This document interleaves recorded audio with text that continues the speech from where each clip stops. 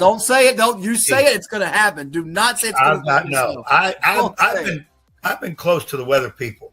No. We're not getting any snow Wednesday that's going to prevent games from happening. So make your preparations. We're going into very much the home stretch. You have maybe a few games today. I think there's some games Monday.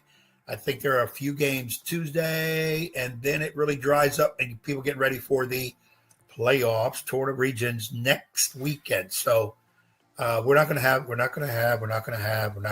the bad weather that they're expecting that's going to cancel games. So we'll get them in. We won't have no worry about that. Things will be okay. And by the way, our guest is coming on at 11 o'clock. Perfect. You want me to give you a name, or you want to tease everybody? It's up to you, but you're the meteorologist right now. Can you tell us what the wind's going to be like today for folks in Hampton Roads or wherever they might be? Winds temperature today will be in the mid 40s. We've got winds out of the central north part of the United States, which is bringing a little chill from the Canadian area. What's the barometric pressure? Can you give us an update on that? 39.9, if I'm not mistaken. Okay. And also, what in your bank account? Good to know. Okay. Yeah, we have, now there's some snow in the Northeast. They're getting that stuff up there. They're going to keep that up there. But as far as us getting any precipitation in terms of snow, the rest of this year, 0. Open mouth, insert foot. No, I can. Insert mouth. In the past, I was kind of wrong, and maybe some of your Virginia Prep Classic tournaments, but every one of you done jinxed, including this year's, the first edition. Yeah, which we made into the not edition, then we made the second edition, the first and only edition, thanks to you. Always. No, this year I did say that I think you're going to have some snow on that first one. I think you didn't like it, but I was trying to be Woody. If it snows, it's Ed Young's fault because he just told you we're getting no snow, and I've seen all kinds of models of 4 to 5 inches. And I know the last time we had that kind of snow, I had to be put up in a hotel next to the arena for our women's basketball game. We're supposed to have an education day game on Thursday for all the kiddies, so it better not snow and ruin their fun with all the cotton candy and popcorn and soda. Otherwise, everybody affiliated with the Lady Monarchs and with Chartway Arena will be blaming you, my friend Edward. It'll be your fault and your fault alone. Nobody else's, not Mother Nature. It'll be your fault. I'm pretty good. I've been following the meteorologist in the area. I've been looking up the Farmer's Almanac. I went outside and put my finger up in the air, and I was trying to feel the barometric pressure. So I'm good. I'm good. But I feel very confident. So those people that need to go on vacation next Wednesday, whatever, you'll be able to do all that. Unbelievable. I did, by the way, one of our...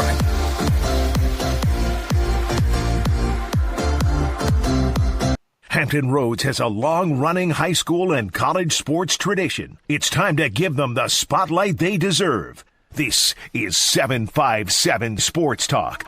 Here are Matt Hatfield and Coach Ed Young.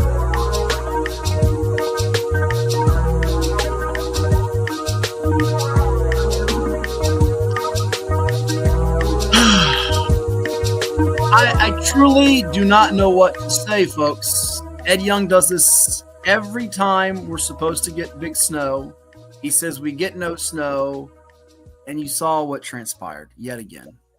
A blizzard for the ages here in Hampton Roads.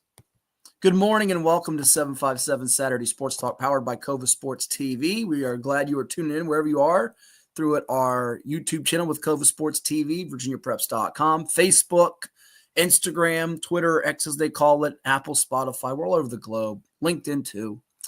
And what do you have to say for yourself? Wow, we got some snow. Yeah, no duh. A little bit more than I thought. Not quite what they expected. Gee, you think? Yeah, I had a long talk with my sources, and I had to let them go. It was not easy, but I told them they made me look wrong. I had people going on vacation. Why are you blaming other people for you opening your mouth and making a mistake? Well, as I said, they're a little bit more close to the weather situation, and they told me on good, I guess, track tracking or whatever said, "Hey, coach, we're not going to get all that crazy snow. It might be a dusting again, whatever." I said, "Okay, You need to I'm going to suffer go on the air with it. consequences. I'll go on the air with it." And I got to admit it. Like I always said, when I'm wrong, I'm going to say it. I was wrong on that forecast. I don't know what else, just got to admit it. I mean, we had a little bit more than I thought we would. A little? How about a lot? How about my dogs go outside in the snow and I see the snow cover them up? I was going to say, your dogs go to snow, you wouldn't see them. Exactly. My dog went nuts in the snow. He rolled around in it, played in it, everything with the snow. He liked it. Of course, I'm not a snow person, but yeah, I was wrong. I feel bad if anybody's vacations were messed up or whatever. You should. I apologize. Tough to be wrong, but I'm not wrong much. But this one does bother me. Yeah. And I'll be more careful on. I'm going to have new sources. I'm going to have new sources coming in on weather. I haven't hired them yet, but I will say this. That's it for snow for this winter season. You're going to do this again? Are you really going to do this again? This one. Yeah, this one I'm going. I know it's a little bold, but we're done with snow for this season. Well, why don't you stop making meteorology weather predictions? Why don't you stick to basketball predictions? Well, sometimes I might be more wrong on those than I am the weather. So, but it happens. Things get wrong, and you step to it. You admit to it, and then you move on. You can't dwell on it. Can't dwell on losses because you got another game coming. So. That's not good enough for me. You need to wear a bucket or a hat of something of shame for the whole weekend, just to be shamed for this, for your catastrophic forecast. Terrible. Some people listen to you, which is their first mistake, not just your first mistake. Their first mistake. It's like in the betting thing when people, like back when we do the Kentucky Derby, I remember I see people on the street saying, "Hey, you like that horse? I heard." No. And I said, "Yeah, I get a pass." Yeah, that's right there. He doesn't get a pass. No hallway pass. No pass to the hospitality room, which he will be soon once we have basketball activities resume in Hampton Roads. Now, it's happening around the state, and I'm surprised you didn't take the trek to Northern Virginia for some great games last night. We'll go through some of those that did take place. I watched it on the NFHS network. Yeah, I was kind of thirsty for some games last night, and local there was nothing that I know of. No, but there are games today and tomorrow. Yeah, they're private schools today, correct? Schools. ECIS, you got it over at Hampton Roads Academy. I believe it's a double dip of, I hope I don't get this wrong. I think it's Stewart. I almost said Cape Henry. Stewart School and Catholic. And then you have Norfolk Collegiate and Peninsula Catholic. And I think I texted you those times. I forgot them. I think it's like now those times 4 and 5:30. I want to say. I think if any of our private school friends out there watching, correct us on that. I think it's 4 and 5:30. I believe. Yeah, I think it's 5:30. I've been putting all these brackets together, and I've lost track of everything. So yeah, I think it's 5:30 and 7 because it's four games. Oh, you're right. There are 2 girls' games before that. You could be right. Yeah, you could be right. So I think it's going to be You could be. You're doing me right about something at this point. Right, yeah. Like they say, broken clock is right twice. So yeah, I need to know because right now my schedule has me at Hampton University for 2:00 game and Old Dominion for 7:00 game. So I need something in between. Can fit. You're going to miss our women's game at 2. How about you? Nice of you. Very nice. Well, I flipped the coin. It came down to Hatfield on the head side and Ivan Thomas on the other side. And Ivan Thomas came up. So that's that's because you flipped a coin that had two sides of tails on is what it was. So I'll get to see. I'm not sure. I think they're playing UNC Wilmington. I think that is correct. I'm not even sure. I saw him play a week or so ago against Drexel. Did a nice job in pulling that game out. So I like watching Hampton University. I was doing a good job. I was going to be all right. I like his interaction with his players. Kids are playing hard. They're listening.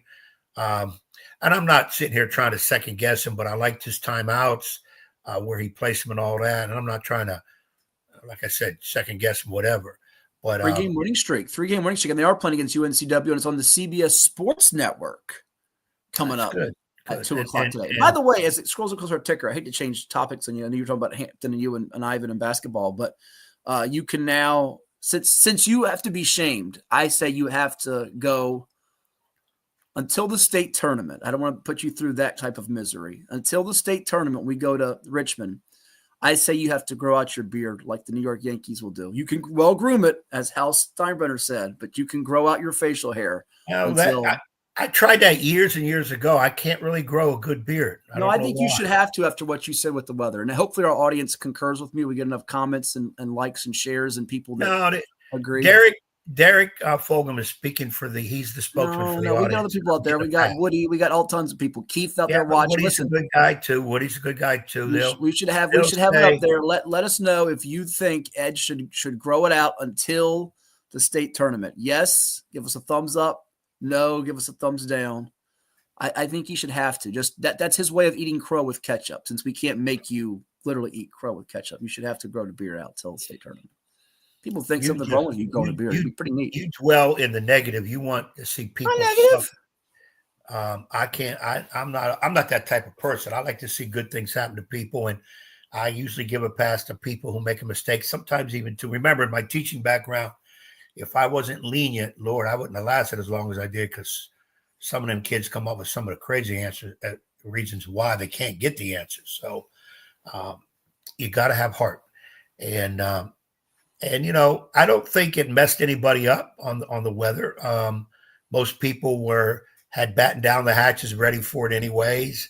I know the shelves in Suffolk were pretty much clear of food and water and toilet paper and everything else. I thought maybe COVID was coming back the way shelves were cleared out.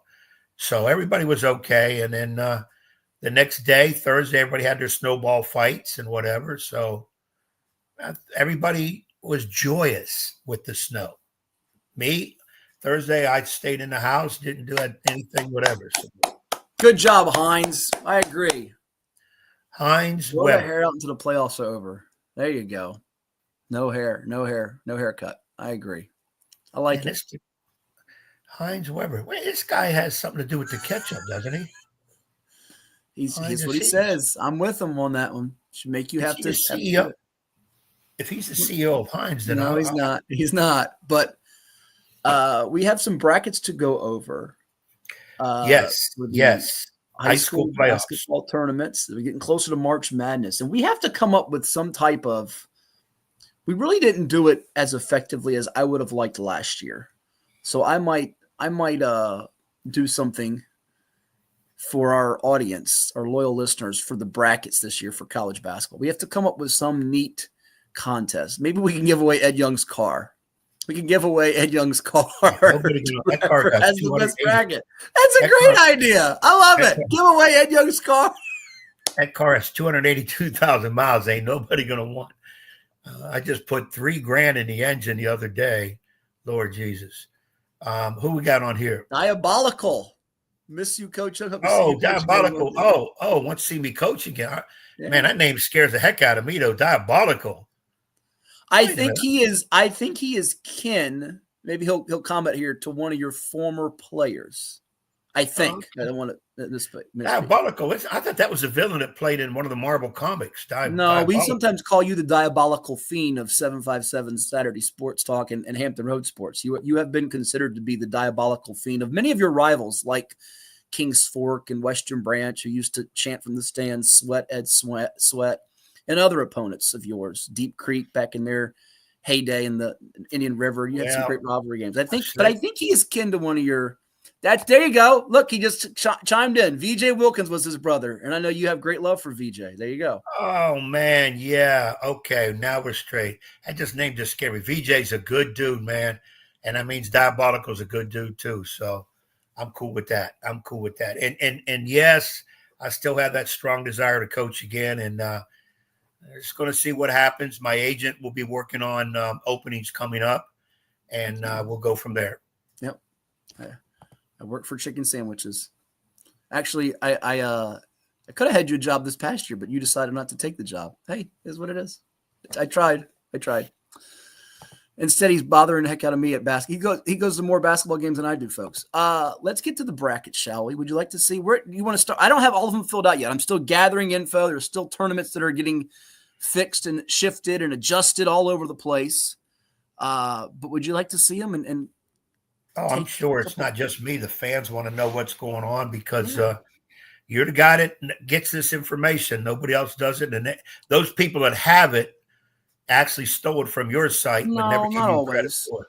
Not always. And it's not so much about that. It's I know you're caught up in that. It's about giving the fans what they want, need, and yearn for. And we keep it updated with the proper records, because there are a lot of websites out there that will have records that are incorrect and I'll put the secret out there now. Unfortunately, and I'm not trying to knock Max Preps, but with some of the computer generated sites, you will see some duplicated scores. You'll see some incorrect reports.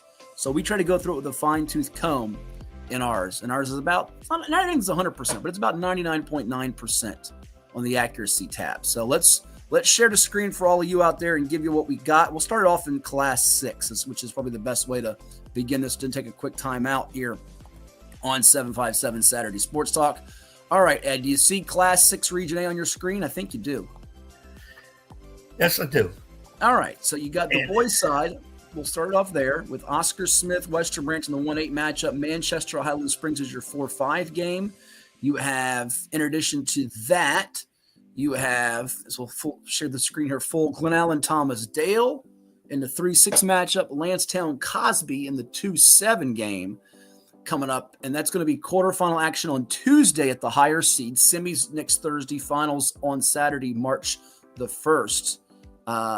So what do you have here, Ed? Is it an Oscar Smith, Lansdowne foregone conclusion, or could somebody from Richmond, those four in the middle, Lancers, Springers, Jaguars, Knights, be the fly in the ointment to mess this dream matchup that folks have been yearning and looking forward to since the season began? Well, before that, I want to bring it to people's attention. If you look at the top line, Matt already said it, but I'm going to say it again because this is where I got text messages sent to me. Where are the games? Where are we going to Scope? Are we going to wherever? If you look at this, quarters are on Tuesday at the higher seed. So Smith, Manchester, Allen, Lansdowne are hosting. And then the semis are Thursday, once again, whoever the higher seed in those games. So people, please read what Matt put on here, these lines, so you're not going to the wrong place or asking that question forever. All right, just want to make sure people see that. I would say going down the list, it's going to be Smith. And there's the proverbial 4-5 matchup. I think Springs beats Manchester. Allen and Lansdowne are getting to the semis in my book, and in getting to the finals, I'm going to say Smith in a great game over Springs, Lansdowne in a tough game over Allen, and we're going to see Smith and Lansdowne in the championship. Let me also say real quick before we go back to the brackets here, if you go to look at those brackets that we have on virginiapreps.com in that link, there will be, when we have the Max Preps official VHSL brackets that are posted by the region chairs that get sent into Mike McCall and the VHSL brass, they'll be hyperlinked in those spreadsheets. So if you go back and you'll see at the bottom of this, which we'll show you in a moment here, you'll have links to last year's playoff bracket. So it's all up there at your fingertips when you go to that Master Playoff Central document, that article item on virginiapreps.com. So we go back to it and we show you 6B, Ed. You see 6B on your screen. It's going to be scrolled down for you to see games that took place last night. And this matters because the teams from 6A run into the teams from 6B in the state tournament coming up in a couple of weeks. You have Potomac falling in overtime. One of the favorites last night is Gainesville, a fourth-year school, got it done. They prevail over the Panthers on the road. They've had an 8-point lead with under 2 minutes to go, lost the lead, but recovered and beat Potomac on its floor in overtime. They'll take on top-seeded Patriot going for its fourth consecutive region title. Coach Sherman Rivers, former standout at William & Mary, he's got a new look group, also former standout at Potomac High School. He's got a new look group this year. He graduated key guys like Tay Barber, who's now at Harvard, Isaiah Vick, Dwight Vick's son, but they're back in the mix. A win away from States, trying to get that fourth straight region title. They did lose to Gainesville, though, late in the regular season, despite winning the Cedar Run regular season and tournament titles. Then you have Colonial Forge taking on Forest Park. That final score with them and Garfield was deceiving. Forest Park, though, led by Ethan Salvatierra a point guard who had 31 against Potomac in the Cardinal District Championship. Mighty good. They're my pick to win this region. I don't think this region is as stacked as 6A, 6C, or 6D, but I think when the dust settles, I'm going to take Forest Park. You going that direction or somewhere else? I'm looking. I would have had Potomac over Gainesville. The other three kind of went the way I thought they would, but I would have Potomac. And I would say in that bracket now, I would probably go with Patriot over Gainesville, Forest Park over Colonial Forge. Kind of like Patriot in the final over Forest Park. You like Patriot? That makes sense. Makes a lot of sense. I don't fault you for that. I think that's the chalk pick by most. They're gonna have a tough game in the semis, and Forge is gonna have home court against Forest Park. I just like Forest Park's mix of size and guard play. They had DK Moore from last year, who was a sharpshooter. I think they'd be even better equipped, but I think they're popping a year later than we thought they would. I thought last year might be their run to states, and they're looking mighty good here. And let's go show you some more of the brackets as we scroll it down. Derek and Woody and folks enjoying this here. We go down to Class 6 Region C. This is known as the Occoquan region, Ed. Yeah, the Occoquan region, where last night you had a lot of district tournaments finish up. C.G. Woodson, our pal Doug Craig, the coach of the Cavaliers. We watched them beat Kings Fork at the Woodside Way Showcase back in December. They rallied to beat West Potomac in that Patriot District Tournament Championship game that gives them a bye. West Potomac has a bye too. You also had a Hayfield defeat Thomas Edison for the 16th consecutive time. We watched the Hawks under Coach Carlos Poindexter, who does an awesome job, much like Doug Craig, win back-to-back state titles. You have a few state title winning coaches in this region. You got Carlos Poindexter at Hayfield, who's won 2. You got Doug Craig at Woodson, who's won 1. South County's Mike Robinson, who started at Purdue with Glenn Big Dog Robinson. He's won a couple at South County. And those teams are probably the favorites in this region. I would throw in there West Potomac. David Houston III does a great job as well. He's got his point guard back, who had left to go to O'Connell. And we're talking about Chris Morrison, the point guard, who had left and has returned back to his original school.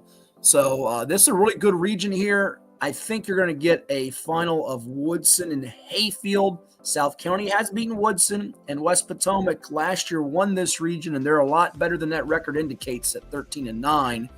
What do you see out of Occoquan Region 6C? Well, I think we're looking at that first round. I'm going to lean to Lake Braddock. Annandale, though, my eyes are on West Springfield, Mount Vernon, and I don't know too much. I got Robinson over Mount Vernon. I'll go different with you on that one, and you owe me 2 chicken sandwiches if you're wrong. And what is Justice record? I don't have it at my fingertips, but it's not as glossy as some other teams in this region. We'll have it again. We'll have it as we get closer to tip time on Monday. I'm still compiling a lot of these in the. As we get to the deep end of there, I would say more than likely Hayfield. Those 4 schools that are in the already waiting for their opponent to come in: Hayfield, West Potomac. Justice, by the way, finished I think 5-17 when I'm showing. Yeah, I would say I would go Woodson and Hayfield, and of course, I would put them all the way through, and I'm going to stick with Woodson. Okay, you're going to stick with Woodson. Let's go to Region 6D. Got these late last night, courtesy of my pal Tony Bentley at Wakefield. Got to give him some love. We love Tony. He's got a tough matchup in the first round. He's going to take on, you don't have the records in there yet, but folks will have them for you. And I'll tell you who the better teams are in the top 10 for folks that haven't seen it yet. Again, it'll be posted by the time games are played. Don't worry. We'll get them up there for you. We try to get everybody's records. And I think last year we were the only site that had every accurate record, boys and girls, in the whole state for the regionals up there. All right. At least for the ones that made the state tournament, I know that. McLean-Madison. McLean wins the Liberty District Tournament Championship last night, and it's their 3rd ever in school history. First, I believe, we tweeted since 2012. Heck of a job by them as they took down Yorktown, who was the regular season champ. Now, Yorktown saw one of its better guys transfer out and go to a private school, but Jake Coulomb is leading the way for them. They're having a nice year. Westfield won the Concord District Championship last night. We got a chance to watch them in the offseason at Virginia Wesleyan. We watched them at the VA Live. We watched them all over the place. Norview High School, too. They took on Lake Taylor, took an L there, but they took down South Lakes for the 2nd time this month, beat them in the championship. Of course, South Lakes are defending Class 6 champs, led by the Michigan State signee in Jordan Scott. They've got George Marshall, but someone posed it to me. I'm trying to think where it was. It might have been on Facebook, and I haven't answered this question yet, so I apologize. Been busy this morning. But they said, is this the toughest path to a region championship you can recall, or even a state tournament for McLean? They got to go through Madison, who's no cupcake as a 4 seed, Ed. Madison's record is, I think, right around 500. And then you got to take on South Lakes potentially to get to the region championship and make the states. Not an easy path for McLean. We could get a chapter number 4 of South Lakes Westfield in the region final, which is where I am leaning right now. I think those two will square off yet again. South Lakes won the first game. Westfield's won the last 2. Yeah, I was going to lean towards South Lakes coming out of that top bracket, probably over McLean, and Westfield over Yorktown. Yeah, I think we're looking for the 4th matchup for those guys in the finals. Mm-hmm. And I got a feeling South Lakes ekes this out in a close one. Ekes it out. All right. Ekes it out in a close one. Keith wants to know about his Smithfield Packards. I think coming up, Keith. Yeah, coming up, Keith. Hang tight, Keith. We're getting to it. Stay with us. We're on 6 going to 5, 4, and 4 comes after 5. Spelling is not one of Keith's strengths, but that's all right. We love Keith. Spelling wasn't mine on that bracket either. I misspelled finals on the bottom part there. And hey, we got to give a shout out. Woody jumped in there too. Yep. And Woody also said give Young a pass on the weather report. So you see these little links. I'm hyperlinked right there that are hyperlinked in blue. We'll zoom in for you too. You click them. It takes you to brackets from the past few years. You can go right to those brackets just there at your fingertips. It's so great. Available on a mobile device, computer device. It's so cool. Right there, just in this one little page. Let's go to Class 5, shall we? We're getting Class 4 in Smithfield in a second here, Keith. You got Green Run and Hickory. You got Princess Anne and Cox. You got Indian River, Kempsville. You got Kellum and First Colonial. After we dissect 5A, we'll take a commercial and come back and do 5B. So we're going to keep you waiting out there a little bit because we do have to pay some bills and pay homage to those that allow us to do the show. But, Ed, what do you think here in 5A? Is it a Green Run, Kellum foregone conclusion? And I know you may have to weigh in on is it a controversy? Is it an issue? Is it a topic? What transpired? The unfortunate, and we send our very best to the young man over at Salem. There was a bad fight, a brawl that took place this past week at Kempsville High. The Chiefs and the Sun Devils. Game was called less than a minute into the contest. A young man did have a seizure and was in the hospital. I am hearing, and hopefully it is true, I've not been able to connect with people to verify this, but that he is doing better. But Sun Devils didn't qualify for regionals. There was some question if Kempsville would be allowed to participate after having to forfeit its last 2 games against Salem and Princess Anne, but they are in as the number 6 seed. You weigh in on that as well as what you see in this bracket. I really don't know a whole lot what's going on. I saw the video. It's bad to watch. Was not at the game, but saw the video. I don't know. There had to be some suspensions coming. I don't know how that's going to affect them. It was just ugly. It was ugly. And I kind of feel for the Kempsville people. It did hurt their situation. They are in the playoffs. Salem did not make playoffs because of that. That record wasn't good enough. That's record wasn't good enough. Correct. Yes. So that one's going to be hard to talk about. And looking at the situation, Green Run will be in a route over Hickory. PA Cox will be interested. I'm going to lean to PA, but that's not going to be a runaway. I think River beats Kempsville, and I'm going to base it on the fact that what's going on. River started out great this year and then got a bumpy ride as the season went on. I think they'll atone for it in this opening round. And I think Kellum walks all over First Colonial. But it'll be Green Run into the championship, probably against Kellum in a rematch again. I would say, but Green Run wins this. Well, Kellum beat them at Green Run. Green Run beat them at Kellum. So this is the rubber match. Yes. Now, so just to be clear, as we close out the Kempsville thought, I have mixed feelings on it. As you know, I did go to Kempsville. But there are some folks that have called for it. I think that the program should be put on probation, athletic program, with what happened last year with baseball. I think it's kind of two different things. I will say I was surprised they were allowed to compete in the playoffs, given they had a fight with Lansdowne the week before. It was the second incident in as many weeks for them. And again, how many of those kids left the bench area? How many will be available to play Indian River? That makes that matchup very tricky. I would say if there's a dark horse in this bracket, watch out for Princess Anne. Greg Montgomery doing a nice job with that program. So if there's an upset to take place, second round maybe? Is it? They played Green Run close the second time. No, they won't beat Green Run. You sure about that? They're in the wrong side. If they were in the other side, yes, you'd give them a better chance to beat Kellum. You'd like to match with Kellum. Okay. Yeah, I would say they would have it would be a close game. They would have a better shot. I think Green Run is operating on all cylinders right now, and I'm not saying they're going to walk all over PA if that's who they play in the next round. It'll be a battle. Teams are very familiar with each other. Greg Montgomery's done a great job in his first year with PA. But you're right. And again, that Kempsville situation, you don't know who's sitting out. I got to believe there has to be suspensions. If you leave the bench, sure, you have to sit your next couple games. If you throw a punch, you sit that game and the next two games. So there's I can't speak to it because I don't know exactly what's going to go on, but I think they'll be shorthanded in that game. And as far as shutting the program down, they'll take a hit by the VHSL. There's no question about that. The worst thing any athletic program can do is get in a fight. The worst thing, and they'll get hit hard by the VHSL on that. But I'm not going to sit here and point fingers and blame whatever. Stuff happens. The thing I hated about that fight was you saw people come flying out of the stands. Correct. And people better wise up. And I want the schools to get even harder. You come on that floor. I don't care what the reason is. Sometimes the mothers come out on the floor to just protect their kid, get them out of No, you come on that floor, you're banned the rest of the year, if not longer, because it incites more things. If somebody sees somebody else run on the floor, they feel they got to run on the floor. Correct. And that's how it just explodes out of control. 100%. You can't do that. I know it may be hard, but just because you have the ability to jump on the court because you're not that far from it, you don't do that. You stay in the stands. And, I don't want to preach, but we tell our teams every year when I'm coaching about fights. I mean, I coached in Norfolk, and there was fights in the stands, not on the court. We always talked about, we had a procedure.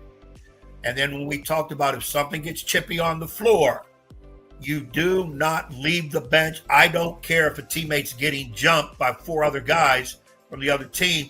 You cannot leave the bench because it's automatic suspensions. Plus, it gets thrown on me as the coach for not having control. So I tell our players, you grab your teammates, get them out of the way, protect. Now, if somebody's wailing on you, human nature is you're going to protect yourself. I can't stop on that one. But you have to have some kind of a plan. And in Norfolk, we practiced the plan in terms of fights in the stands of getting out of there quick because it could be very ugly real quick. So I tell our kids, I mean, I'm sorry, you cannot be in a fight. And I don't want our kids starting a fight. If somebody hits you, bumps you, whatever, grit your teeth, whatever, walk away. Just don't do it. It's another reason I don't like, and this happened this year in the beach too, the shake hands line where, and I think you referenced this, where people go to shake hand and they're really already still mad at each other. All of a sudden a punch gets thrown or whatever. I think players, they should shake hands before the game. Yeah, no, you've said that. Yeah, no, people have actually chimed in and agree with you on that too. They think they should do it before. At the end of the game, coaches might shake hands. Sometimes they're the two worst at it. But just go separate ways. I understand sportsmanship. I get all that.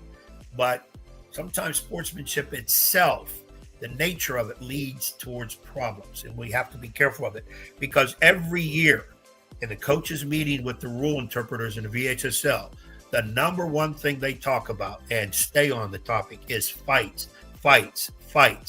Coaches getting thrown out. All this kind of stuff. They really put that emphasis on that. And I'm not saying it shouldn't be, but it's the people in the stands, and you can't govern it. That's why you have security at games. And I saw the one young man who ran out of the stands for Kempsville. He slugged a player, and I saw the police jump on him quick, put him in a chokehold. He was out there before really things even escalated. He was like, it was almost, you hate to say this, but like it was preordained, or he knew something was coming.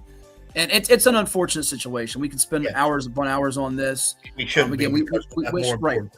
We do, and we wish all the best to the young man that, again, was involved with it. And, I think we have to get to a point now where we maybe have a rope to keep some people to easily get onto the court from that. And that's happened, NBA games, Russell Westbrook with the Jazz and so forth years ago. And it's a sad situation. I know the thing we'll get Ed's when we come back from break take on is the region championship, by the way, will be at Kellum, predetermined for Class 5 Region A. So the 2 seed could be hosting a 1 seed in that. And in Class 5, the 1, 2, and 3 seeds, Region B, are hosting quarterfinals. Not the 4 or 5 seed, but the 4 seed could potentially host a 1 seed in a region semi and then play the region championship in its gym against a 2 or a 3 if they knock off that heavy favorite to win the 1 seed. It is 757 Saturday Sports Talk on CoVA Sports TV. We'll give you Woody's picks too. He just commented his state championship picks. We'll see if Ed agrees with those later on the show. Plus, we have a special guest at 11:05, the very best in the business doing brackets. Some think it's a guy on the Full Letter Network, the mothership. This guy's the very, very best. Brad Wachtel. He came on last year with us. I know Ed loves him because he's a Yankees fan. He'll come on with us at 11:05 a.m. Eastern. He does it for Hoops HQ now. He used to work at Rutgers doing this, just in an office, and now he is the authority on bracketology. It's all coming your way. CoVA Sports TV at 757 Saturday Sports Talk. But right now, let's hear from some of the sponsors that make it possible for us to stream with you. Stay tuned. Hi, this is Wayne Williams of Williams Deloach. I'm an experienced personal injury attorney, and I hope you don't need my services because I certainly don't like to see people injured on a daily basis. But in preparation for that unfortunate situation, your insurance coverage is very vital to your case. Give me a call today. I'd be happy to discuss your insurance situation for you and your family. That's the most protection you have, and you want to have that ahead of time.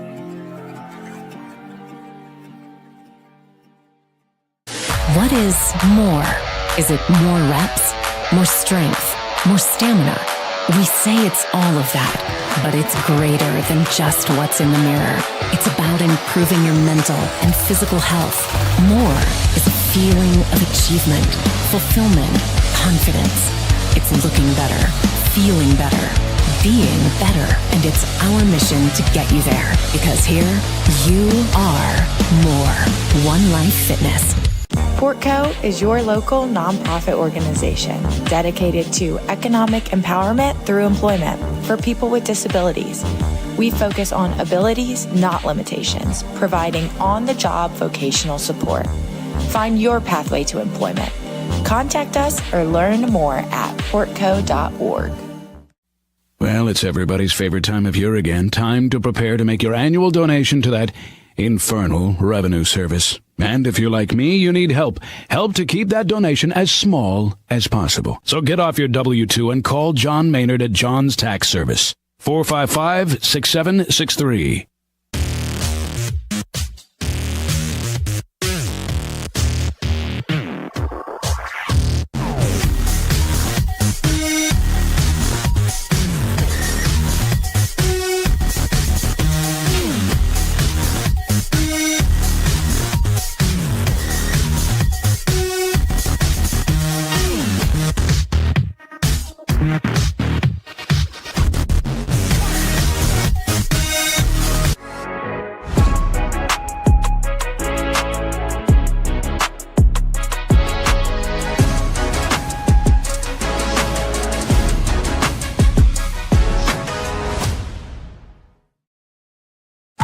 What's up at DQ? Oh, just the best deal ever! The $7 bacon cheeseburger meal deal. Bacon cheeseburger, fries, drink, and a sundae. No time to be modest. It's all full size for just $7. Right now at DQ. Happy tastes good. I did talk to him, and I spoke to OSU every time there's been an opening in that position for the last, since Coach Sutton had left.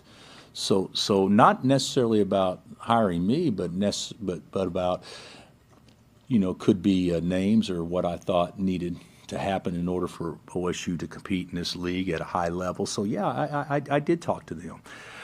I also read in that article that I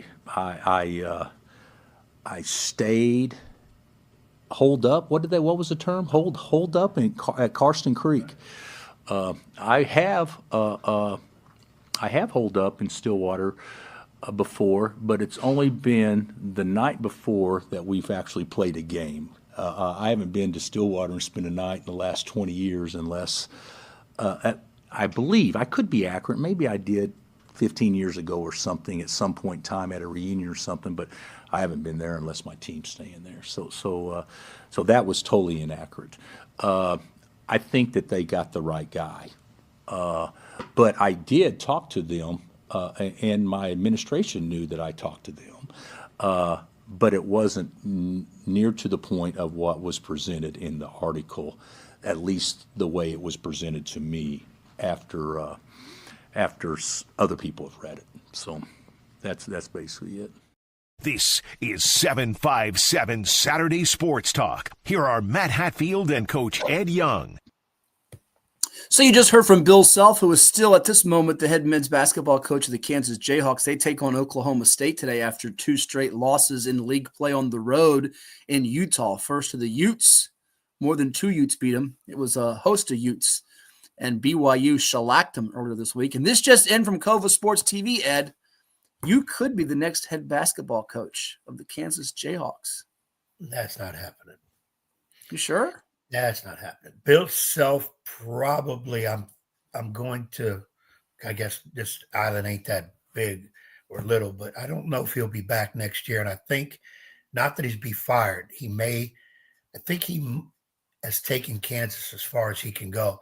Similar to the John Calipari situation at Kentucky last year.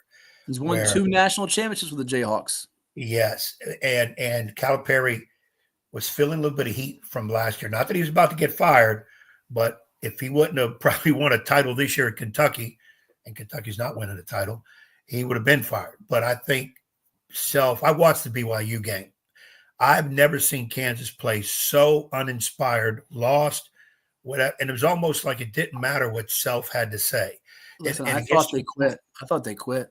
Yeah, it gets to a point where maybe his voice is becoming mundane to those kids. And he's a good one. Yes, he is, Woody. I think Bill Self is a very good one. I know Matt kills him a lot because of the self-destruction at tournament time.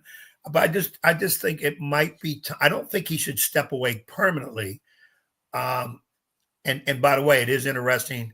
What will Carolina do if Carolina doesn't get to the tournament at all? Is that going to cost Hubert Davis if they don't win a couple games? Whatever. And he may be under the gun too. Got a nice win over NC State the other night, though. I will say that. Now, Kevin Keats could be under the gun despite the Final Four run last year. And I have heard the whisper for a couple years now that Bill Self could be in the NBA.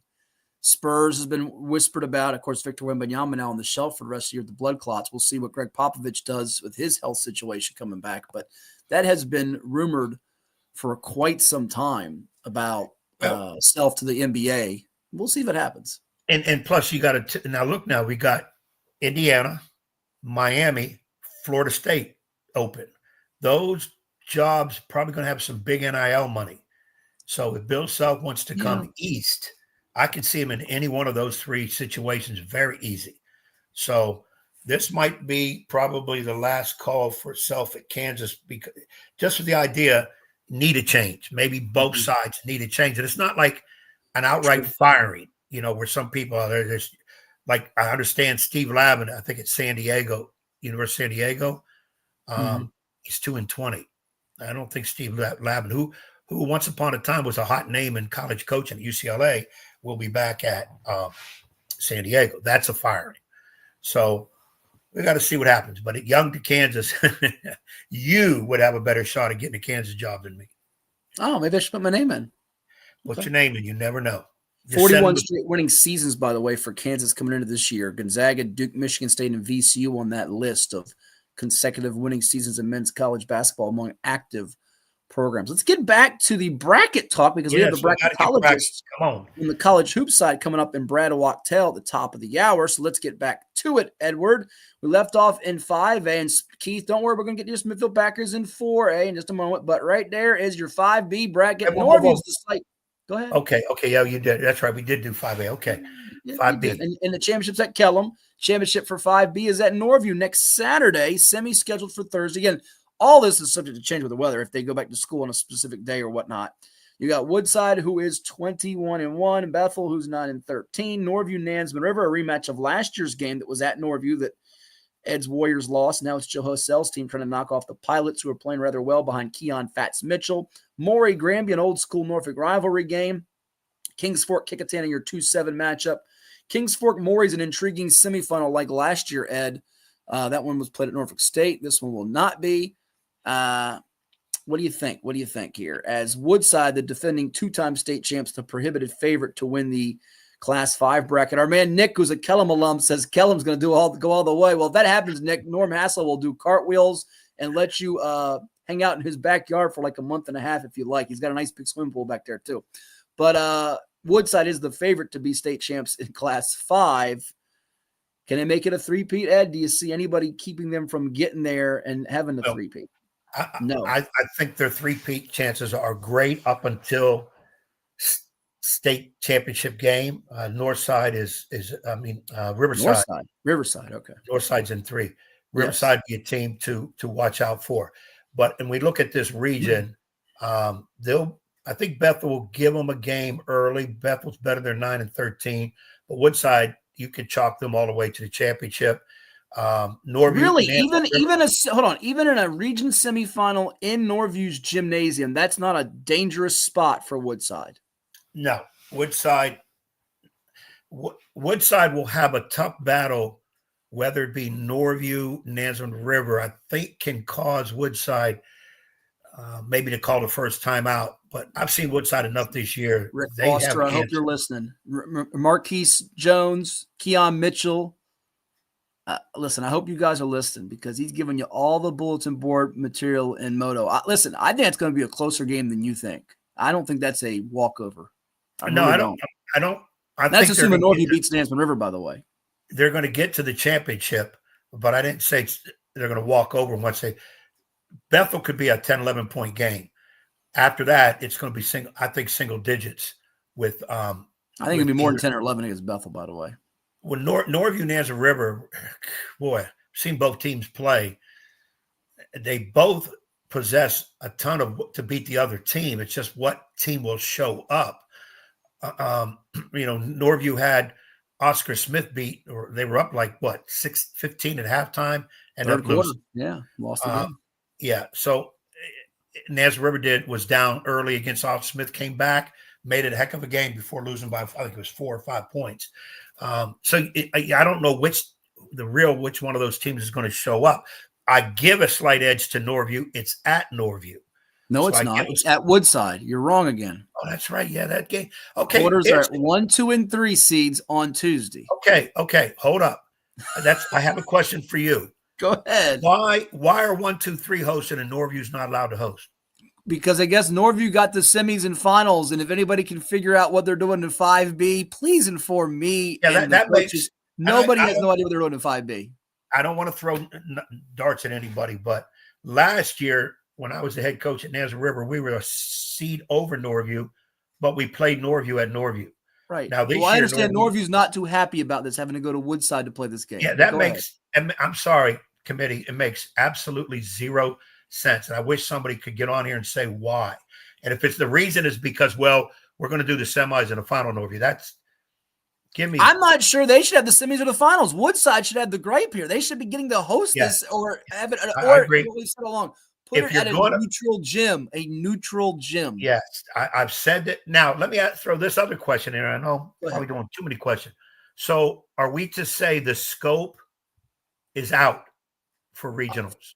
Again, I don't want to get into people's business, but from what was relayed to me, and I have not spoken to any tournament officials, the asking price was out of the reach. And I do understand, and I'm not confirmed from anybody, that Norfolk State could be looked at as a backup option. I'm not sure what the schedules hold, but this is what is on the bracket that I'm looking at right here, Ed, in front of me. That is where those games will be. 5:30 for the Norview Nansemond game at Woodside, 7 o'clock for the Woodside Bethel game.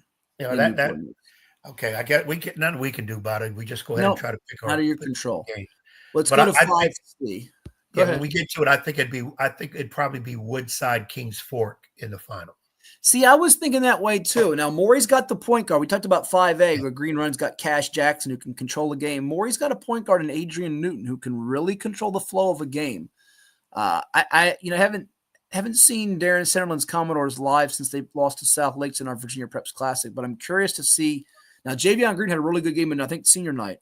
He could be the X factor against Kings Fork in a second-round matchup. I want to see who else comes to the party from Maury besides Newton, because if it's just Newton alone having to try to carry them, I'm not sure Kings Fork will allow that this year with their physicality and the way they play defense. 5C, I think it's an Albemarle and LC Bird showdown in the end. I know Joe Tucker's got a nice record at 18-4, but that's a tricky game, and it's 2-7 with William Fleming. P.H. Roanoke has been known to be really good and shoot the ball well from 3 under Jack Esworthy. Mills Godwin won that tournament. They beat Albemarle at holiday tournament, so that could be a rematch with Albemarle, who will be up for that rematch. I think it's Albemarle and Bird, who, by the way, squared off in the Coaches for the Cure at the Henrico Sports and Events Center at the start of February. And I give the edge to Greg Maynard and the Patriots. Yeah, I would say when we go all the way through Albemarle, Bird, I think Henry Godwin game will be close. I think Fleming upsets Tucker.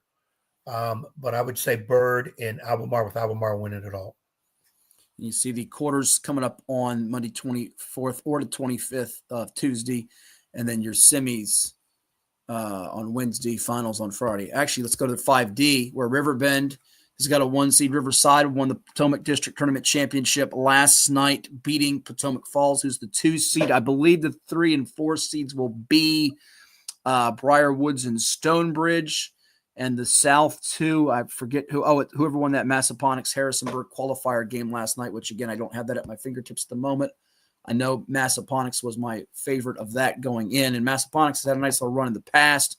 New head coach this year, Aaron McFarland, former CNU standout. What do you see in that bracket? It looks like it's Riverside's to lose. I like them a lot with their balance, and especially Mason Ridgway, one of the best junior forwards in the state. Yeah, I would put Riverside in the championship all the way through. I guess it'd be them in Riverbend. I like Potomac Falls to get through. I think they can beat Riverbend in the second round. That's me, but. Well, I'm just going to stick with Riverside because you've convinced me enough this year saying that how good they could be, and they could be the team that knocks off Woodside for the championship. So that's the matchup I want to see as we get into 5 is Riverside. Well, see, you're trying to twist things around. And I see what you're doing there. You're trying to say that I said they could knock off Woodside. I don't know that I've ever said that. I've had them ranked number 2. I have it on record. Yes. You play that recording because I have Woodside as the favorite. I think Riverside actually is better positioned if someone they were to see in the final is not Woodside. Say they were to get a Green Run, a Kings Fork, a Maury, a Kellum, a fill in the blank from the other side of the bracket. And we'll get to the state brackets next week on the show, but you'll see Class 6 is cross-bracketing, 5 is not. So you can't get 2 locals in the final. If you were hoping to get a Woodside and Green Run showdown, it can't happen. So Riverside, I think, actually, I will say this to you, if you want to get me on recording of this. I like Riverside's path to the state final better than I do Woodside's path. But if they played tomorrow, I give Woodside a 15-point edge in that game. That's not to say Riverside can't beat them. But right. That's great. That's again, it goes back to what I've been saying, and many others too. In our region, 5A and B, if you get through that and get into states, it might be a little easier than it is getting through that region, which is not true of all other regions. That's how strong it is. Dre Washington wanted to know, can you post the schedule? Yes, Dre, VirginiaPreps.com. Go to the website. This is why we tell people to subscribe. It's actually free to read this. Subscribe for my picks and analysis and all that on the VIP board. And Dre's a terrific photographer out there. We love Dre. Been one of our originals.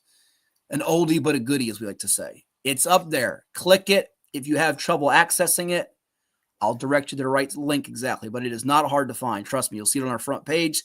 Click the picture that has, you see the thing about master schedule and brackets. All it takes is a couple clicks and you can just scroll down. Easiest thing in the world to find and peruse. But thank you for checking it out. And also, Dre, what it looks like right now is the opening round games are all at the higher seed.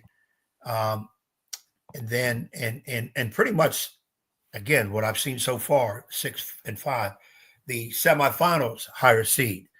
So it's fairly easy. Now 5B, there is a couple games at Woodside, and the other ones are hosting. So I can understand Dre's idea of saying, when you look at it, that's why when we started this, I said, people look at the top of each bracket because it'll tell you where they're playing. Zoom in, and it's all right there for you. It'll tell you. You got to look for it. You got to do a little bit of looking around, but it'll tell you pretty much where they are going to play. But you can almost assume higher seeds.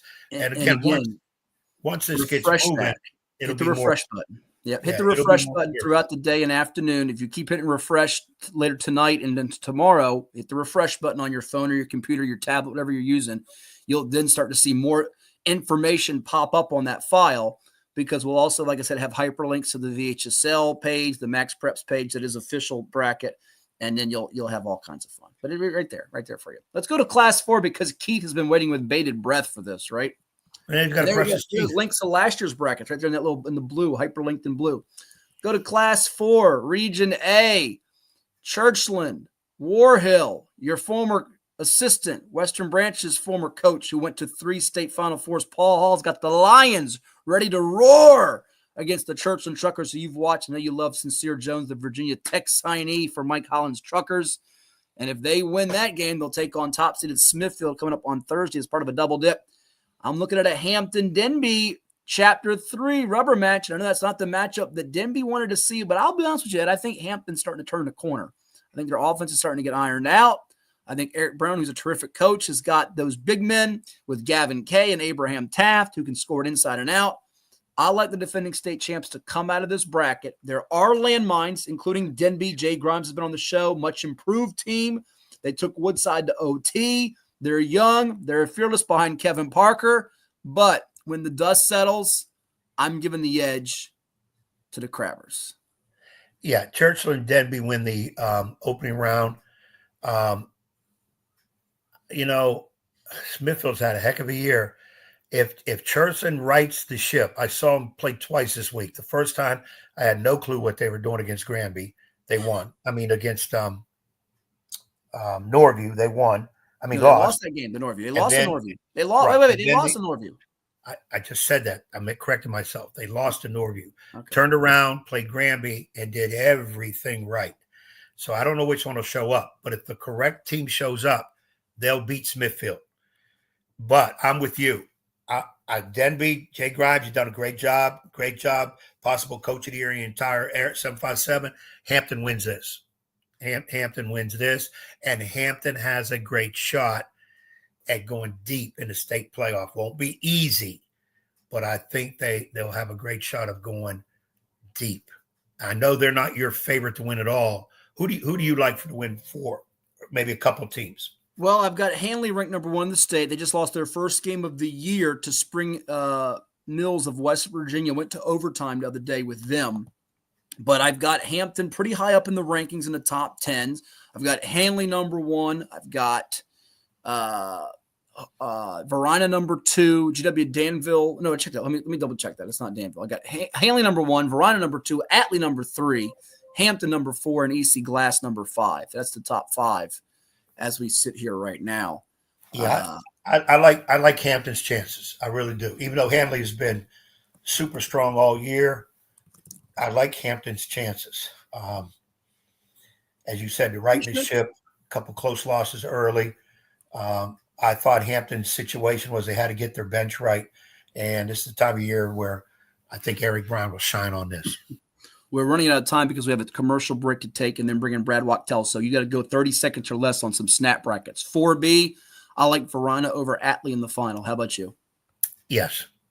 Yes, that's all you got to add. Okay. Yeah, we make it quick. We'll forego the first round. Yep, 4C is not complete. 4D, I'm going to go Hanley over EC Glass in the final, but watch out for GW Danville.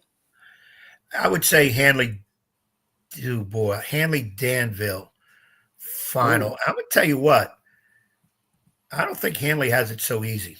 I think there could be a major upset in that one. Okay. Class 3, Region A. New Kent's the top seed. Hopewell's the number 2 seed. You see the records. Lake Taylor and Hopewell feels like a region championship in the semis there and on the bottom half of the bracket. I'm going to give you a surprise here and shock the stuffings out of you. I got Heritage knocking off top-seeded New Kent in the semis and then falling to Hopewell in the regional final. When I saw this the other day, when you sent this to me, I was disappointed Hopewell and Lake Taylor are going to run into each other in the possible semifinals because I think those are the two best teams in here. And I said I think Heritage beats New Kent too. New Kent's had a tremendous record. We saw them play this year. I just don't think they have the full power to beat those three teams, Heritage, Hopewell, Lake Taylor. And I think Hopewell comes out of this, but oh man, that's a game I'd love to see because I've seen Lake Taylor play 3 times this year. I like what they're showing. In a year where I don't think people had them at 18 wins at this point of the year, they've shown it. They're tough to beat. That pressure they put on you, it swarms you. You love Deshaun Spellman, the former Lansdowne Eagle, don't yes. you? I just wish Hopewell and Lake Taylor were opposite each other. I really. Well, you can make the trek up there to Richmond on February 27th and check it out if you like. Maybe you can carpool with Bobby Pannenbecker, the AD for Lake Taylor. How about that? You guys are Yankee fans. You can talk about the Yankees for 2 hours. Oh yeah, we can talk about a lot of stuff with the Yankees. There you go. 3B, real quickly. Meridian's the only undefeated public school in the state in boys. Will they get knocked off? They played Goochland today by Skyline, who took them to overtime last week. Will they knock them out in the semis and keep them from states at 24-0? What do you think? I'm going to stick with them because I'm not as familiar, but I keep looking hard at William Monroe. Okay. For some I like reason. Jim Smith and the Mustangs, but watch out for Skyline. That's a dangerous game in the second round, potentially. 3C, I'm going to go with Spotswood and Chad Edwards. He's the head of the new coach association. He's got a great backcourt with Pacheco and Sprague to get it done over Western Albemarle and Greg Maynard's brother Darren and the Warriors in the championship of 3C. I'm going to lean towards Spotswood, but it will be tough. That'll be overtime with Western Albemarle. I think that'd be a tough one. There could be some of those other teams you can look at, give a nod to also. And 3D before we take a time out here. Northside is the favorite. Who do they see in the final? Is it Carroll County, who's 21-1? That's my feeling on it. Yeah, but Northside, that backcourt is awful good. I'll go Northside over Carroll County. And I think we get a John Marshall Bruton matchup in the final. All the way through. John Marshall, you don't even look at 2B, 2C, 2D. You could take an all-star team of the other 6 teams and go against Marshall. Marshall wins by 48. 48? 48. Marshall wins this. And, who are they going to play? I like Bruton. You like Greensville? I like Bruton. A 3-point win over Greensville to play Marshall in the final. We might do a special bracket show too before on Monday morning or late Sunday night for folks too that want to get a little taste of it with Ed and my fearless predictions. I like that. I like that because it'd be a little bit more clear for people because we had to rush through the last part of that. Woody's going George Wither, Patrick Henry in Class 1. John Marshall hands down. Northside, he says, but hopefully at Hopewell. He's going with Atlee, Glass, or Hanley, pulling for Hampton. Woodside, maybe Green Run, and South Lakes or Oscar Smith. I think he's on the ball with most of those. Most of those. He's been listening to us. Yes. There's no because we haven't done the 2 we haven't done the 1. There's nobody on there that's, to me, like, wow, he's coming out of nowhere. So Woody's up on his stuff. Okay. So as we mentioned, we've been teasing it all morning long. Brad Wachtel, he's the lead bracketologist for Hoops HQ. He joins 757 Saturday Sports Talk next, coming up here on CoVA Sports TV. But it's time for us to take a timeout, pay the bills, and come back with more for all of you on this busy college hoops Saturday. And high school hoops is in full swing, getting ready for playoff time around the whole state. Some regionals took place last night, but let's hear a word from some of those that make it possible for us, including John's Tax Services. Oh, it's tax time. Stay tuned. What makes a life a good one? Is it our adventures? Or the friends we find along the way? Is it the challenges we conquer together? Maybe it's the people's lives we touch every single day. So, what makes a life a good one? You'll have to figure that one out for yourself. For any athlete, making it to the top sometimes comes with a few steps back. That's why parents count on CHKD Sports Medicine, advanced diagnostics, treatment, and rehabilitation for sports injuries just for young athletes like yours. With convenient locations across Hampton Roads and a whole team of experts here to keep your favorite player at the top of their game. CHKD Sports Medicine. Learn more at chkd.org or call the CHKD Sports Injury Hotline. Well, it's everybody's favorite time of year again. Time to prepare to make your annual donation to that infernal revenue service. And if you're like me, you need help. Help to keep that donation as small as possible. You need John Maynard. PFP, LUTCF, EA, all those initials behind his name mean he's qualified to work on your taxes. He's an ATA, accredited tax advisor. He's an ATP, accredited tax preparer. He's a fellow at NTPI, the National Tax Practice Institute. And if all that weren't enough, he's also been voted the best of Norfolk and the best of Virginia Beach Awards. John Maynard has been professionally trained in tax preparation and representation. He brings to the table over 30 years' experience in federal and state returns. He delivers personalized, one-on-one service, and he's a certified electronic filer. The IRS likes electronic filers. So get off your W-2 and call John Maynard at John's Tax Service, 455-6763. Did you know that the minimum limits in Virginia are $30,000? $30,000 is a lot of money on an individual basis, but if you're involved in a personal injury matter, that's not enough. Here at Williams-Deloitte, we're happy to provide a consultation on the amount of coverage you have in your vehicle. It can be confusing. Not many people understand it. You know you need to have it, but do you have enough? Give us a call today at 757-547-5555 so we can help you prepare in the case of an automobile accident or any other personal injury matter that you or your family may find yourself in.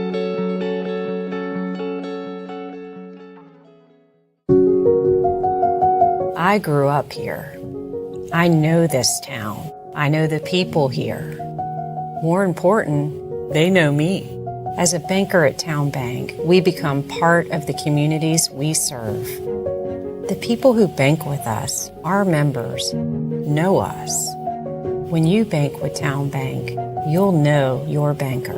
You'll know you can reach us, and you'll know we're here for you. And now back to Matthew Hatfield and that evil basketball coach. Blast you, Ed Young!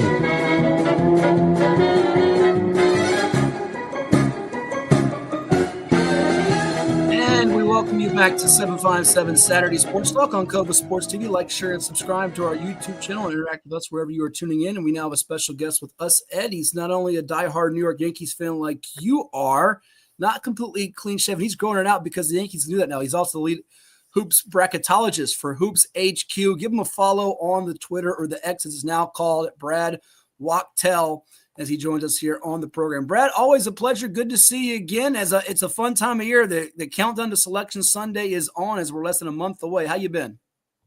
Been great. Thanks again for having me, guys. This is the best time of year, like you said, and looking forward to how it all unfolds.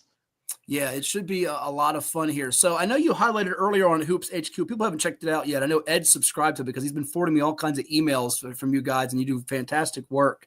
3 of the games that you've highlighted for today that have major ramifications: TCU at Cincinnati. You also have, in addition to that, Clemson at SMU. And then you have one more. I believe it is it Mississippi State and Oklahoma. Oklahoma, yeah, that's what it is. Mississippi State, Oklahoma. Tell me of those 3 here as we'll dive into it all. Which one do you think has the biggest ramification of those 3? Yeah, so I would say the Clemson at SMU game has the biggest ramifications because SMU playing in the ACC this year, there just aren't many opportunities. And this is SMU's final opportunity on their remaining ACC schedule. They don't get to play Duke anymore. Don't play Louisville anymore. So this is it. And it's a home game against Clemson. It's a game they really need to win because they have yet to pick up a win against any team in the field. So, some might say, how does a team like that have a chance to be in that large bid? Well, they've beaten all the other teams that they're supposed to beat. and they've beat them pretty convincingly. So their overall metrics that the selection committee pays attention to are in really good shape. The one thing that they're missing are wins over teams that are going to be in the field. So a win today over Clemson would really boost their profile and put them in serious consideration for a bid. And folks that haven't followed him on the Twitter or the X, Brad does his facts and bracks all the time up there on the X or the Twitter. He's got his latest one from yesterday up there. He projects the whole field. And I think, what'd you hit last year, Brad? Was it 67 out of 68? Did you get them all right? 67 out of 68. And then in terms of seeds, I had about 40. It was 48 out of the 68 seeds exact. And then a good number within one seed. So it's something that, this is something that I've always done. I love to do. I've done it for about 20 years now. And each year you pick up new clues for what the committee does with their bracket. It's impossible for it to be perfect. But what I try to do is I try to get to as close as possible. And so far, so good. Not bad. Pretty darn good and better than we can do. Ed? Well, Brad, first of all, thanks for coming on again. And, of course, we desire to have you because you're a Yankee guy. And like Matt said, you're spotting the new rule where you go ahead and grow it out. How do you feel about – before we jump back into basketball, since we're Yankee fans and Matt doesn't understand because his ball club plays AAA, Arizona. No. What do you feel about this new let it grow out? I'm okay with it. I think eventually all rules have to go. I get it though. The Yankees are a professional organization, but when it comes down to it, you don't want to lose players who feel like facial hair is part of their identity. You don't want that to be a reason why a player won't come to New York. And I have a feeling over the course of the last, few months or whatever it might be, especially when they acquired Devin Williams, who is long known to have facial hair. I'm sure people have had issues with it, and you don't want that to become a talking point throughout the course of the season anymore. And we're at the point where it's like, you know what, let's move on. If they're well groomed, that's great. We don't need any scruffiness like, Boston Red Sox players have had for a number of years. We don't need that. But I'm perfectly fine with the change right now. Listen, I tried to convince Ed to do that same thing, Brad, because he told everybody in Hampton Roads last week we'd have no snow. We got 10 plus inches of snow. He wants no part of facial hair. He wants no part of it. I tried growing it out years ago. I can't do it. It just doesn't come out the right way and look it. So I'll have to forego that. But I'm on a few Yankee chat sites, and it seemed like there were some diehards that were calling the Yankees soft and mad about it. And, of course, there was probably the younger generation saying it's about time to get rid of these archaic rules. It doesn't have nothing to do with winning. It has cost us free agents. I was kind of on the fence with it. I at one time as a high school basketball coach had a rule of no facial hair during the season. But I was overseeing some parents who I never had an issue with it. I think only once in all my years of coaching did I have a kid say, or a parent come to me and say, my son is going to grow a mustache and you're going to allow it. And I had to allow it. But then I just basically let that rule slide because it's amazing in high school how many kids want to grow full beards more than men.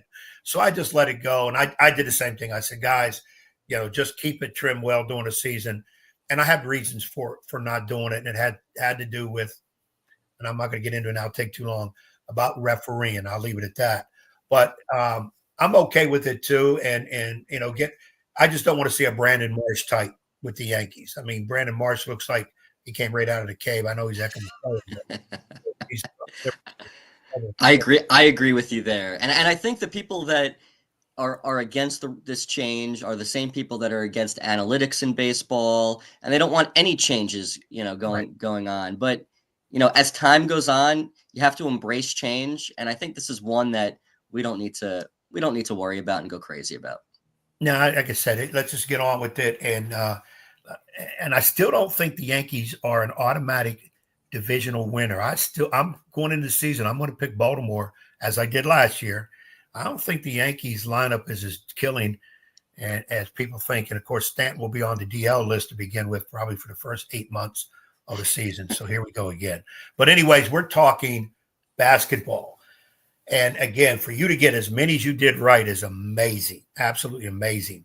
My whole thing about this is, you see teams with 24, 25 wins, and we've seen in the past, they don't get in.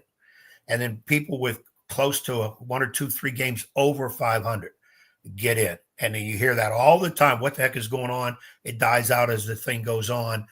The 25-win team goes in NIT, gets beaten the first round, and everybody says, see, they didn't deserve it. Mm-hmm. But I guess the stock, what is it quad A wins? Is it strength of schedule? Because SEC, it looks like everybody's getting in except South Carolina. It seems like it. And somebody's talking about, and I want you to tell me yours, 3 number ones could be SEC teams. But gone are the days where if you got 20, 22, 23 wins, regardless who you won, you're in. Those are gone. Talk about that, the selection process. Yeah, of course. So it's total body of work, and that's what the committee always says. Now, the issue is when you play in a league like the SEC, you have so many more opportunities than, for example, a team like from the Atlantic 10. And a great example of this right now is a team such as VCU, who is hanging around on the bubble. They have a ton of wins, but you try and you take a look to see who they've beaten that will be an at-large bid in the NCAA tournament. And right now there's nobody. And unfortunately for their sake, there's nothing else that they can do to improve their stock in terms of quality wins. However, that being said, what VCU does have when it comes to quadrant 1 and quadrant 2 wins, they're 6-4 against Q1 and Q2 opponents, which is important. Anytime you're over 500 in that category, you will definitely be considered for a bid and you have a shot.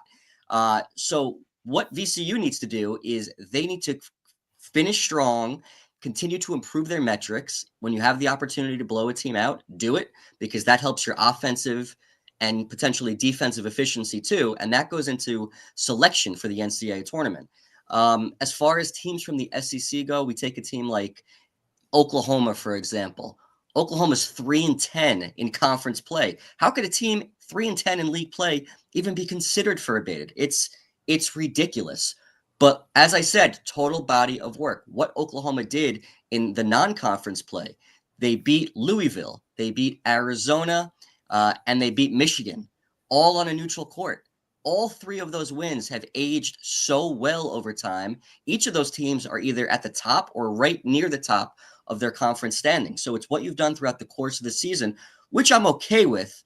But I think there needs to be a certain threshold of number of wins in the conference, because right now I think Oklahoma can get a bid if they win 7 league games. If they end up finishing 7-11, they're going to get into the NCAA tournament. 6-12, and they'll actually have a chance. And as far as the top 3 seeds go, yes, the SEC does have 3 seeds at the moment in Florida, Alabama, and Auburn. And Tennessee is waiting in the wings. They're one of the top 2 seeds at the moment too. So I think when it's all said and done, there's a pretty good chance that they do get 3 seeds.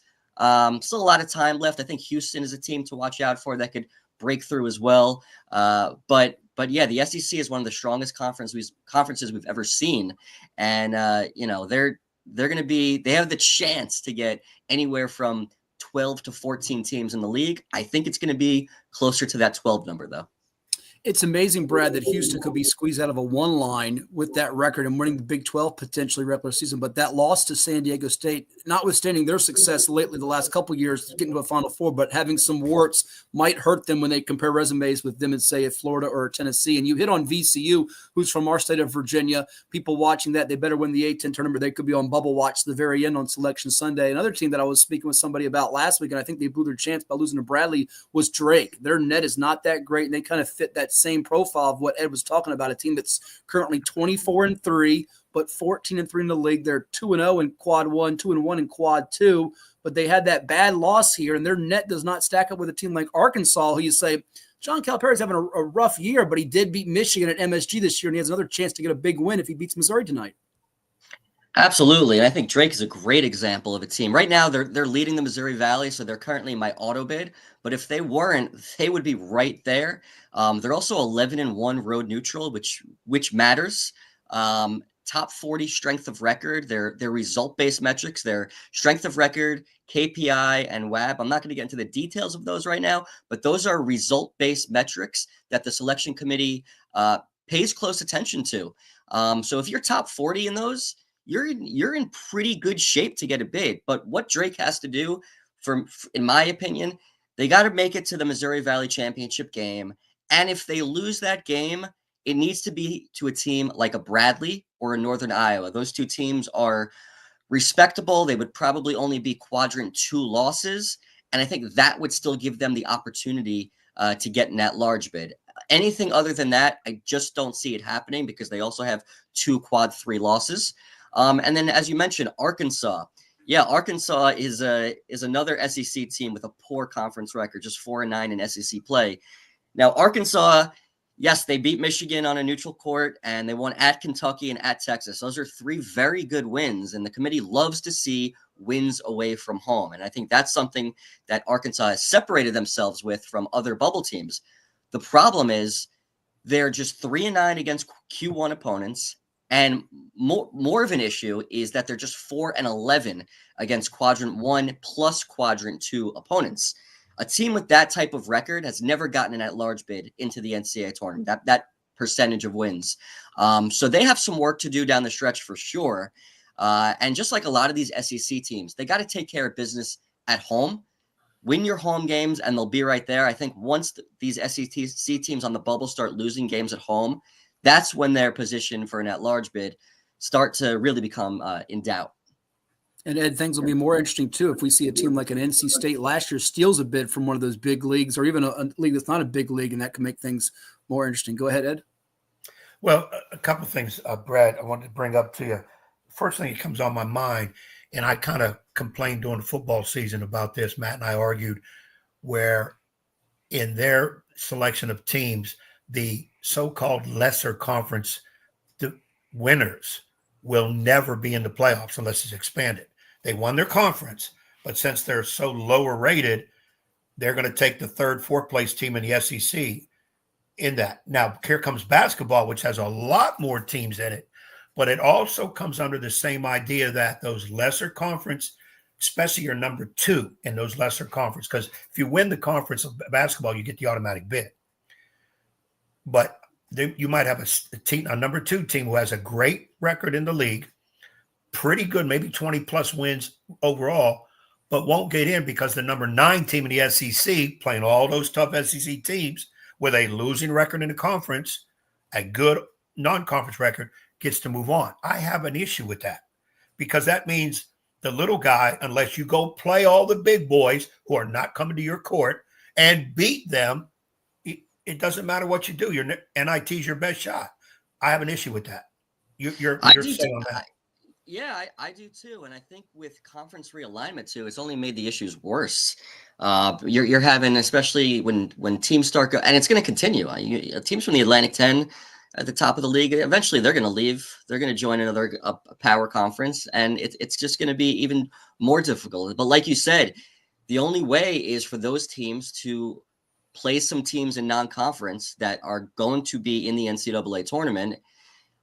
Yes, you'd have to go on the road. Maybe you could play them in a preseason tournament as well on a neutral court. That might be your best bet of getting a win. And it's not fair.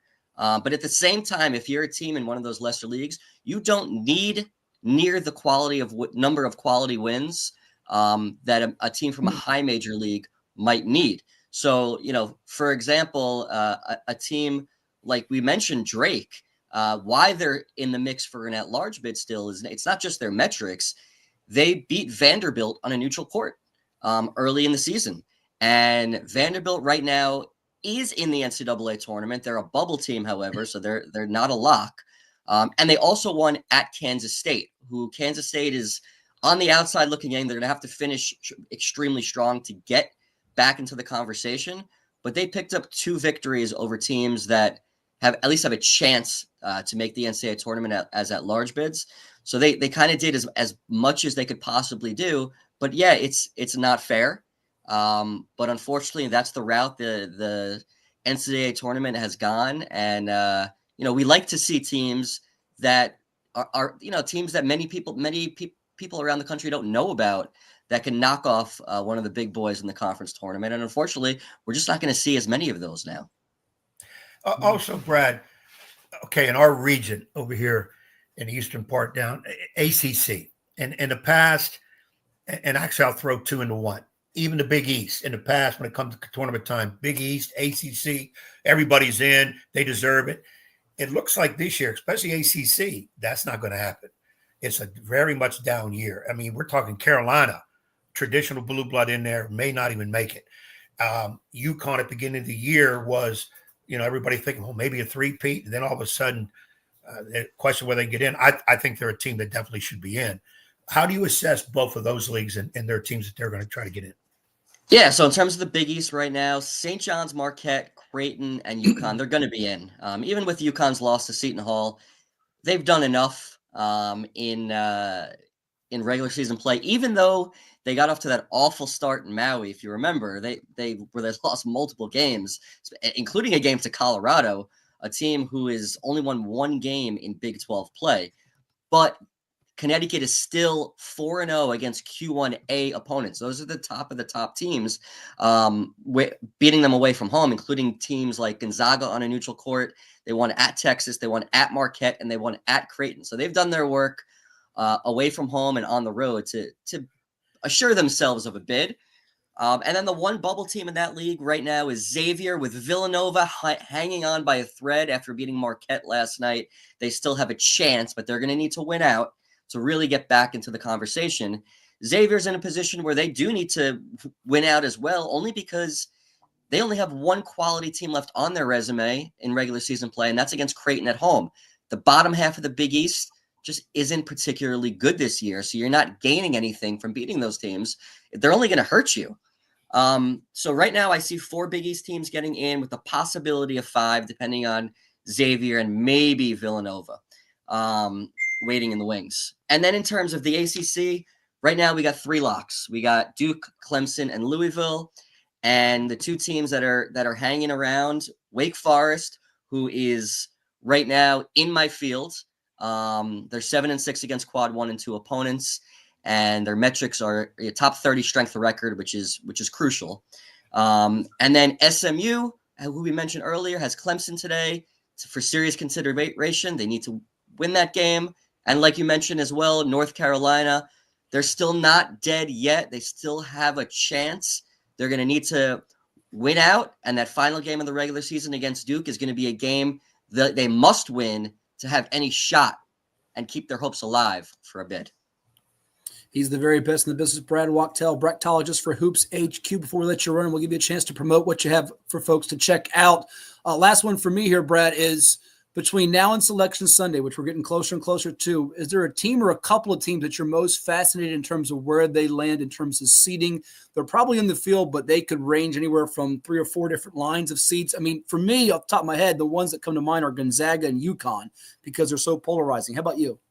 Yeah, definitely Gonzaga for me. Right now I have them as an 8 seed, but looking at their resume, they're just 2-5 against quadrant 1 opponents, and they've only have 1 win against the field, and that's against Baylor at home, who they blew out early in the season. They're going to be a very tricky team to see, because if you look at their predictive metrics are like the Ken Palms, the BPIs, and the Torvik ranks that the committee uses. They use those to seed teams, not exactly by their ranking, but it basically could influence where you're seated in the NCAA tournament. And Gonzaga, in those rankings, they're number 9 BPI, number 10 Ken Palm, number 13 Torvik rank, which means, resume aside, they should be a top 3 or 4 seed. They're not going to get a top 3 or 4 seed, but the chances are when we see them in the NCAA tournament, even if they're a 5, 6, 7, 8 seed, they're going to be favored in their first game. If they're a lower seed, at 8, 9, even if they fall to a 10 seed, they're going to be favored over a team that's a better seed than them based on those predictive metrics. Those are the metrics that Vegas uses when they create their lines. One other team that I would mention that you didn't say is Memphis. Memphis out of the American Conference. They're 10-3 against quad 1 and 2 opponents. Have the number 3 non-conference strength of schedule, and they beat UConn and Michigan State on a neutral court. Missouri beat 1 at Clemson. They have some great wins. But they also have a couple quadrant 3 losses. They have a net of 48, and the rest of their predictive metrics are close around 50, which puts them in the range from they could be anywhere from a 5 seed to about a 9 seed. And it's going to be interesting to see where they seed them. I have them as a 7, right smack in between that right now. And I think if they win their conference tournament, they will be closer to a 5. But if not, their seeding will be very interesting when it's all said and done. Good old Penny Hardaway, Ed, one of your favorites. Well, we're not big Penny Hardaway fans here, Brad. He snubbed us a few times on coming on for interviews and whatever. So we don't really back the Memphis team. So many questions to ask, and I know our time is limited. First thing that comes to my mind is with all this, this team in, and we're going all the quads, they're really trying to get the best team in. Will there be talk down the road, even though football kind of dictates conference movements or whatever? Do we go from 68 teams to more? Is it going to be more money? Because it's all about money. And would that help getting some of those lesser conference number 2s in, or a team that wins a lesser conference but doesn't win the tournament, so now they're out with 28 wins and NIT's the best they can do? Do you see that as an A, possibility, and B, is it an answer? I think it's definitely a possibility. I could see them moving to 72 teams, maybe making a couple extra games on that Tuesday and Wednesday before the NCAA tournament. Is it a good thing? If you look at the bubble this year, and I think a lot of those high major teams that are middle of the road, I would say it's not a good thing because a lot of those teams are not deserving to be in. Now, in terms of the mid-major teams, yes, it's definitely a good thing because I think you could then see a team like a VCU who is right now on the bubble. They would be in right now. They would be in if we went to 72 teams. And I think it gives an opportunity to some of those teams that win their conference regular season in those low to mid-major leagues that happen to lose in their conference tournament. It gives them another opportunity, which I think is a great thing. Now, that being said, it's a tough situation because you don't want more average to below average teams from power conferences. So I would love to see them figure out a way to get more mid-major teams in, maybe assign a certain number of bids to the non-Power 5 conferences. And it could be anybody else aside from the SEC, Big East, and Big 12, and so on. I think that would be interesting to do. I don't know if it'll ever come to that. But to answer your question, I think small expansion is never the end of the world. So many coaches now, they depend on going to the NCAA tournament. And if you don't go to the NCAA tournament, you could get fired. So coaches are definitely in favor of that. I wouldn't go too crazy with it because then that dilutes the greatest sporting event, that there is. But small expansion, I think, while I wouldn't love it, I'd accept it. There's nothing like those first 2 to 4 days of the NCAA tournament as we go from 68 down to 64, 32, and 16. He is Brad Wachtel, bracketologist for Hoops HQ. As we let you run here, tell the folks how they can check out all your work and subscribe if they'd like. Yeah, so you can find my bracket at faxandbracks.blogspot.com. You could find me on Twitter and X at Brad_Wachtel. And you could also find me, I'm the bracketologist for Hoops HQ and also bracketologist for the Field of 68. And I'm on a bunch of podcasts for both of them. So feel free to check me out. Absolutely, my friend. Thank you so much for coming on. Enjoy the busy time of the year. And we'll be certainly hitting you up, I think, in the next month or two. All the best and have a great weekend. Thanks a lot for having me, guys. And yeah, we got to get you back on because we got to do more assessment of the Yankees situation, get you away from your basketball hoops and all that. And we got to do the Yankee situation. And you and I got to hook up at a game somewhere. We could drag him with us, but he'll be sleeping halfway through it because he's not seen Major League Baseball like the Yankees play. But we got to do it, Brad. But hey, man, keep doing the work you're doing. You're fantastic. And remember us little guys, when all these big timers want you because you're the best in the business, make sure you give us some time. I really appreciate it. Thank you, Thanks, Brad. guys. Have a good one.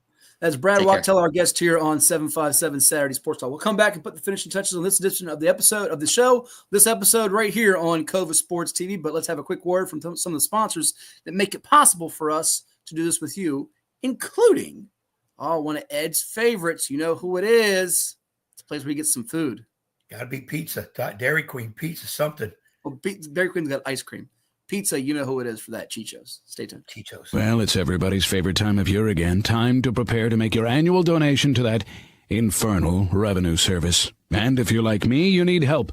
Help to keep that donation as small as possible. So get off your W-2 and call John Maynard at John's Tax Service. 455-6763. I grew up here. I know this town. I know the people here. More important, they know me. As a banker at Town Bank, we become part of the communities we serve. The people who bank with us, our members, know us. When you bank with Town Bank, you'll know your banker. You'll know you can reach us, and you'll know we're here for you. Get ready for a season of thrills and excitement. Virginia Beach United invites you to experience the adrenaline of USL League 2 Pro Soccer. Tickets are only $10 for adults, $7 for kids, and children 5 and under are free. It's the perfect family outing filled with fun and entertainment. Secure your seats now for a season of unforgettable soccer moments with Virginia Beach United. Don't miss out. What is more? Is it more reps, more strength, more stamina?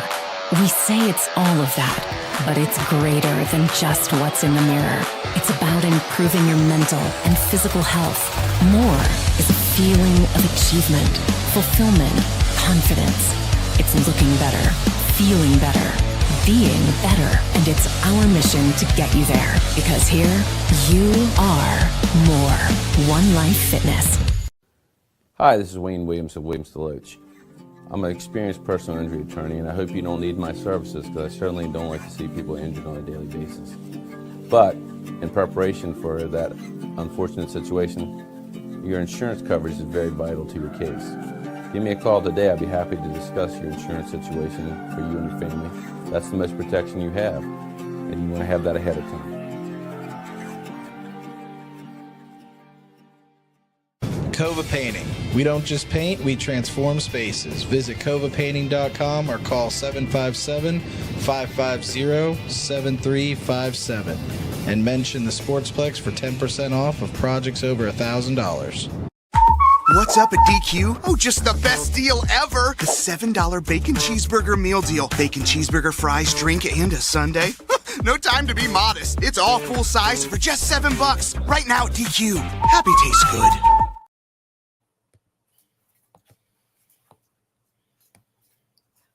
This is 757 Saturday Sports Talk. Here are Matt Hatfield and Coach Ed Young.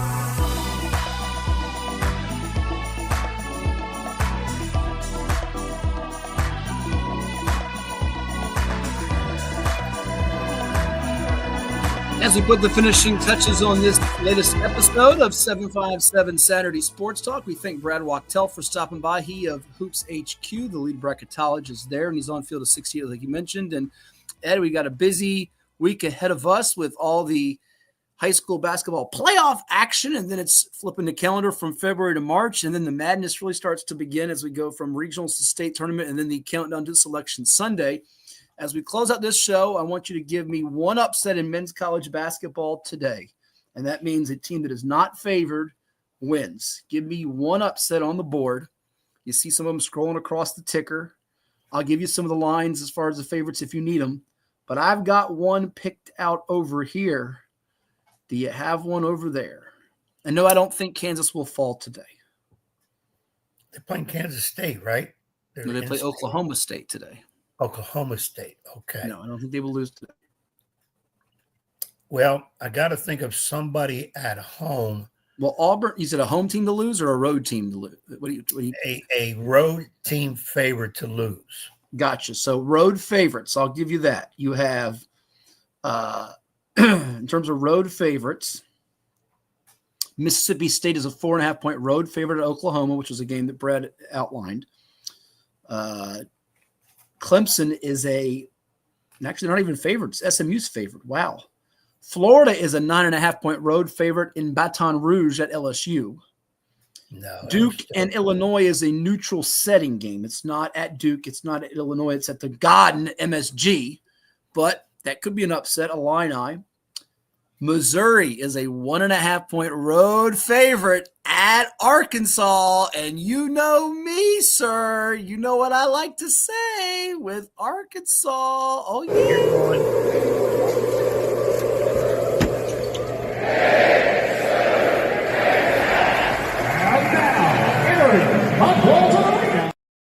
Big Suey. I love going down to Fayetteville. That was fun last year.